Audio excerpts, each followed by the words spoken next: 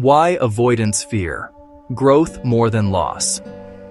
For avoidantly attached people, loss is painful, but growth can feel unbearable. Growth in relationships requires self-reflection. It asks someone to slow down, stay present, and look inward. And for avoidance, looking inward often means facing shame. Shame around not being good enough, being defective, disappointing others, failing at closeness. These wounds often formed early. Many avoidants grew up in environments where love felt conditional, where emotional needs were ignored, criticized, or seen as weakness. So they learned to protect themselves by staying competent, independent, and emotionally contained. Growth threatens that armor, because growth means expanding their emotional comfort zone, acknowledging vulnerability, admitting they don't have it all figured out, staying in discomfort instead of escaping it, and that can activate deep feelings of inadequacy.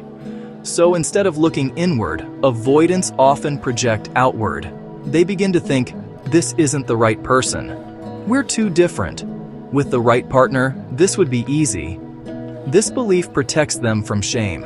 If the problem is the partner, they don't have to face themselves.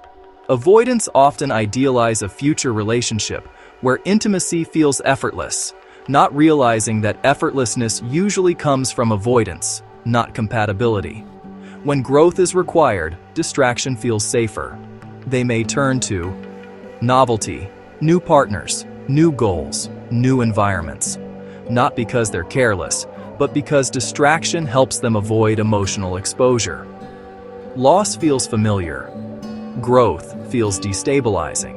And until they learn that closeness doesn't equal failure, this pattern repeats.